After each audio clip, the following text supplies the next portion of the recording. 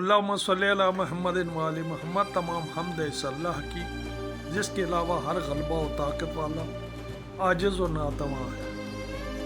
خدا را نماز اور عزاداری کا تقابل مت کرے۔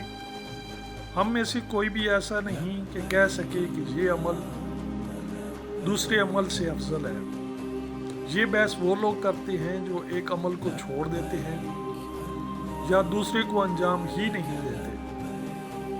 ہاں، بعض کو تو دونوں سے چھٹی ہے۔ نمازی پہ لازم ہے کہ عزادار کی عزت کرے، اور عزادار پہ بھی اتنی ہی ذمہ داری ہے کہ نمازی کا احترام کرے۔ عزاداری نصرت مولا حسین بادشاہ ہے اور نماز عبادت پروردگار ہے۔ اگر کوئی شرابی تلاوت قرآن کرے تو بندہ یہ کہنا شروع کر دے کہ شرابی قاریان قرآن ہو گئے ہیں۔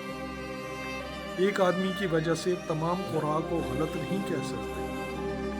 اسی طرح اگر ایک نشئی حلقہ ماتم میں آ جائے تو تمام ماتمیوں پہ نشئیوں کا بہتان لگانا درست نہیں۔ حلقہ ماتم کی عزت کو سمجھو۔ بہتر یہ ہے کہ ماتمی کو نمازی اور نمازی کو ماتمی ہونا چاہیے۔ گھنٹوں قمیض اتار کے دھوپ اور گرمی سردی میں سینہ کوبی کرنا ماتم ہے۔ 15 سے 30 منٹ پنکھے کے نیچے ہیٹر کے سامنے نرم جانماز پہ فرض کی ادائیگی نماز ہے۔ بندہ مشکل کی طرف دیر سے جاتا ہے مگر مشکل سے آسانی کی طرف جلدی سے آتا ہے۔ اب گھنٹے والا 15 منٹ کی طرف تو آ جائے گا مگر 15 منٹ والا گھنٹے والے کی جگہ آسانی سے نہیں جائے گا۔ سجدہ گاہ گواہ ہے کہ اس عمل میں بھی امام حسین علیہ السلام ہے، اور ماتمی کے عمل میں بھی امام حسین علیہ السلام ہی ہے۔ دونوں سے التماس ہے کہ دونوں کے عمل احسن اور دونوں عمل احسن ہیں۔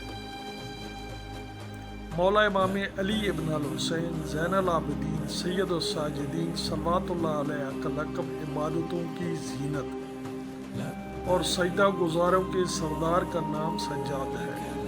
قیامت کے دن عبادات کو پرکھنے کے لیے امام سجاد صلوات اللہ علیہ ہی ہوں گے، کیونکہ تمام عبادت گزاروں کی عبادت کی کسوٹی ہی امام علی ابن الحسین صلوات اللہ علیہ ہے۔ نہ تو کوئی مولا سجاد سے بڑا سجدہ گزار ہے اور نہ ہی کوئی عزادار امام حسین علیہ السلام۔ اب نمازی کی عزاداری اور عزادار کی نماز کو پورب ہی مولا زین العابدین صلوات اللہ علیہ ہی کریں گے۔ اللہم صلی علی محمد و آل محمد۔